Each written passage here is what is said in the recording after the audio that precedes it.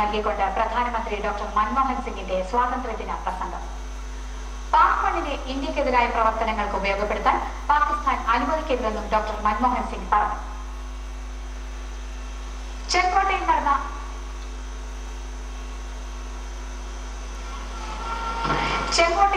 67ാമത് സ്വാതന്ത്ര്യ ദിനാഘോഷ ചടങ്ങിൽ പതാക ഉയർത്തിയ ശേഷം രാജ്യത്തെ അഭിസംബോധന ചെയ്ത് സംസാരിക്കുകയായിരുന്നു അദ്ദേഹം. അയൽ രാജ്യങ്ങളുമായി നല്ല ബന്ധം വെച്ചു പുലർത്തുന്നതിനാണ് ഇന്ത്യ ആഗ്രഹിക്കുന്നത്. ഇരു രാജ്യങ്ങളും തമ്മിലുള്ള സമാധാന ചർച്ചകൾ മുന്നോട്ട് കൊണ്ടുപോകുന്നതിനായി പാകിസ്ഥാൻ വ്യവസ്ഥകൾ പാലിക്കണമെന്നും ഡോക്ടർ മൻമോഹൻ സിംഗ് പറഞ്ഞു.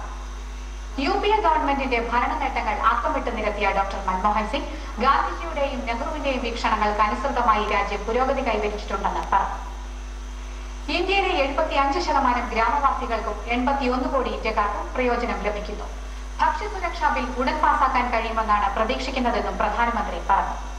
11ാം പഞ്ചവത്സര പദ്ധതിയിൽ കാർഷിക രംഗത്ത് 3.6% വളർച്ച രേഖപ്പെടുത്തി. ദാരിദ്ര്യത്തെ അളക്കുന്നത് ദുഷ്കരമാണെങ്കിലും 2004 ശേഷം ദാരിദ്ര്യത്തിന്റെ തോതിൽ കുറവ് വന്നിട്ടുണ്ടെന്നത് വിസ്മരിക്കാൻ സാധിക്കില്ലെന്നും ഡോക്ടർ മൻമോഹൻ സിംഗ് പറഞ്ഞു.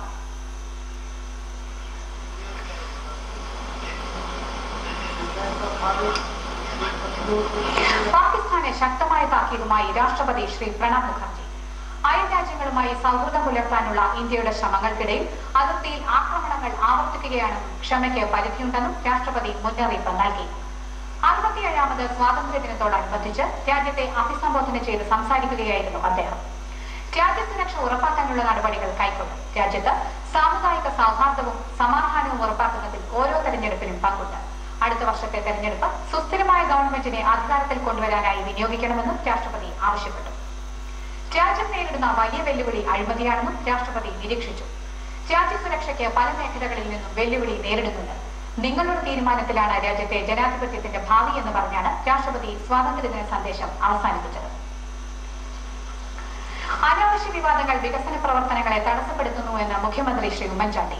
വിവാദങ്ങൾ ഒഴിവാക്കി വികസനത്തിന് വേണ്ടി ഒറ്റക്കെട്ടായി പ്രവർത്തിക്കണം. ഇതിലൂടെ വ്യവസായ മേഖലയിലും കാർഷിക മേഖലയിലും വലിയ പുരോഗതി നേടാൻ കഴിയുമെന്നും മുഖ്യമന്ത്രി പറഞ്ഞു.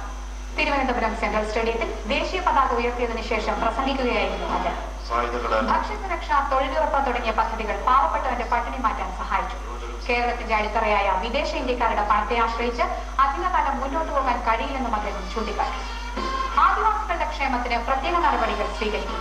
റോഡുകളുടെ അറ്റകുറ്റപ്പണികൾ യുദ്ധകാലാടിസ്ഥാനത്തിൽ തീർക്കും തുടങ്ങിയ പ്രഖ്യാപനങ്ങളും മുഖ്യമന്ത്രി നടത്തി. വിശിഷ്ട സേവനത്തിനുള്ള പുരസ്കാരങ്ങൾ നേടിയ പോലീസ് ഉദ്യോഗസ്ഥർക്ക് മുഖ്യമന്ത്രി മെഡൽ സമ്മാനിച്ചു. പതാക ഉയർത്തിയ ശേഷം മുഖ്യമന്ത്രി ഗാർഡ് ഓഫ് ഓണർ സ്വീകരിച്ചു. പുതുക്കിയ ഷെഡ്യൂൾ പ്രകാരം എല്ലാ ജില്ലകളിലും ജനസമ്പർക്ക പരിപാടിയുടെ 2ാം ഘട്ടം ഉടനെ ആരംഭിക്കും. കടുത്ത വരൾച്ചയും തുടർന്നുണ്ടായ അതിരൂക്ഷമായ മഴക്കെടുതിയും ജനങ്ങളെ ഏറെ ബുദ്ധിമുട്ടിലാക്കിയിരിക്കുകയാണ്. തകർന്നടിഞ്ഞ റോഡുകൾ യുദ്ധകാലാടിസ്ഥാനത്തിൽ നന്നാക്കേണ്ടതുണ്ട്. 5660 കോടി രൂപയുടെ സാമ്പത്തിക സഹായമാണ് കേരളം കേന്ദ്രത്തോട് ആവശ്യപ്പെട്ടിരിക്കുന്നത്. തളർന്നുപോയ വ്യക്തികൾക്കും കുടുംബങ്ങൾക്കും തകർന്നുപോയ ഗ്രാമങ്ങൾക്കും സഹായമെത്തിക്കാനുള്ള പ്രവർത്തനങ്ങളിൽ എല്ലാം മറന്ന് എല്ലാവരും ഒറ്റക്കെട്ടായി പ്രവർത്തിക്കണമെന്ന് ഞാൻ അഭ്യർത്ഥിക്കുന്നു. ലോകത്തിന്റെയും വിവിധ ഭാഗങ്ങളിലേക്ക് സമാനതകളില്ലാത്ത രീതിയിൽ മലയാളികൾ കുടിയേറിയത് കേരളത്തിന്റെ വളർച്ചയിൽ വലിയ പങ്ക് വഹിച്ചു. കേരളം നിലനിൽക്കുന്നത് മുഖ്യമായും ഈ പ്രവാസികൾ എത്തിക്കുന്ന സമ്പാദ്യത്തിന്റെ അടിസ്ഥാനത്തിലാണ്. നമ്മുടെ സമ്പദ്ഘടന അവരെ മാത്രം ആശ്രയിച്ച് എത്ര നാൾ മുമ്പോട്ട് പോകും എന്ന് നമ്മൾ ചിന്തിക്കണം. വ്യവസായികവും കാർഷികവുമായ മേഖലകളിൽ വികസനം നേടാൻ എന്തുകൊണ്ട് കേരളത്തിന് കഴിയുന്നില്ല? അതിനേക കാരണം വിവാദങ്ങൾ സൃഷ്ടിച്ചും അനാവശ്യമായ തർക്കങ്ങൾ ഉണ്ടാക്കിയും നമ്മൾ സമയവും ഊർജവും പാഴാക്കി കളയുന്നു എന്നതാണ്. ഒറ്റയ്ക്ക് പാൽക്കപ്പലിൽ സമുദ്രങ്ങൾ താണ്ടി ലോകം ചുറ്റി വന്ന മലയാളി നാവികൻ ലഫ്റ്റനന്റ് കമാൻഡർ അഭിലാഷ് ടോമിക്ക് കീർത്തിചക്ര ബഹുമതി. യുദ്ധേതര സേവനത്തിന് രാജ്യം നൽകുന്ന ഏറ്റവും വലിയ 2ാമത്തെ ബഹുമതിയാണ് ഇത്. പരമോന്നത ബഹുമതിയായ അശോക ചക്ര ആന്ധ്രാപ്രദേശിലെ മാവോയിസ്റ്റ് വേട്ടയ്ക്ക് നിയോഗിക്കപ്പെട്ട സേനയിലെ സബ് ഇൻസ്പെക്ടർ പ്രസാദ് ബാബുവിന് മരണാനന്തര ബഹുമതിയായി നൽകും. ആസം പോലീസ് ഇൻസ്പെക്ടർ ലോഹിത് സോനോവാൾ, കരസേനയിലെ പഞ്ചാബിൽ നിന്നുള്ള മേജർ മഹേഷ് കുമാർ എന്നിവർക്കും കീർത്തിചക്ര പ്രഖ്യാപിച്ചു. തൃപ്പൂണിത്തുറ കണ്ടനാട് സുരഭിയിൽ റിട്ടയർഡ് ലഫ്റ്റനന്റ് കമാൻഡർ BC ടോമിയുടെയും വത്സയുടെയും മകനാണ് അഭിലാഷ് ടോമി. തുറമുഖം അസുഖങ്ങളിലൊന്നും അടുക്കാതെ 150 ദിവസം കൊണ്ട് പായ്ക്കപ്പലിൽ ഒറ്റയ്ക്ക് ലോകം ചുറ്റിവന്ന ആദ്യ ഇന്ത്യക്കാരനും രണ്ടാമത്തെ ഏഷ്യക്കാരനും എന്ന ബഹുമതിയും അഭിലാഷിന് സ്വന്തമാണ്. മുംബൈ ഗേറ്റ് വേ ഓഫ് ഇന്ത്യയുടെ പടവുകളിലേക്ക് കാലെടുത്തു വെച്ച അഭിലാഷിനെ ഇന്ത്യൻ കരയിലേക്ക് സ്വാഗതം ചെയ്തത് സർവ്വസൈന്യാധിപൻ കൂടിയായ രാഷ്ട്രപതി ശ്രീ പ്രണബ് മുഖർജിയാണ്. സോളാർ കേസ് സംബന്ധിച്ച ജുഡീഷ്യൽ അന്വേഷണത്തിന് നാളെ ചേരുന്ന മന്ത്രിസഭായോഗം തീരുമാനമെടുക്കും. ഇതിനായി ഹൈക്കോടതി സിറ്റിംഗ് ജഡ്ജിയുടെ സേവനം വിട്ടുനൽകണമെന്നാവശ്യപ്പെട്ട് ചീഫ് ജസ്റ്റിസിന് കത്തയക്കുന്ന കാര്യത്തിലും നാളെ തീരുമാനമുണ്ടാകും. അതിനിടെ ജുഡീഷ്യൽ അന്വേഷണ വിഷയങ്ങളിൽ എന്തുകൊണ്ട് മുഖ്യമന്ത്രിയുടെ ഓഫീസിനെ ഉൾപ്പെടുത്തണമെന്ന് കാര്യകാരണ സഹിതം ബോധ്യപ്പെടുത്താൻ പ്രതിപക്ഷം തയ്യാറായാൽ പരിഗണിക്കുമെന്ന് മുഖ്യമന്ത്രി ശ്രീ ഉമ്മൻചാണ്ടി തിരുവനന്തപുരത്ത് വ്യക്തമാക്കി. പരിഗണനാ വിഷയങ്ങൾ സംബന്ധിച്ച് ഗവൺമെന്റിന് തുറന്ന മനസ്സാണുള്ളതെന്ന് അദ്ദേഹം പറഞ്ഞു. ഇന്ത്യൻ ബാഡ്മിന്റൺ ലീഗിന്റെ ഉദ്ഘാടന മത്സരത്തിൽ പൂനെ പിസ്റ്റേഴ്സിനെതിരെ സ്വന്തം തട്ടകത്തിൽ ഡൽഹി മാസ്റ്റേഴ്സിന് തോൽവി.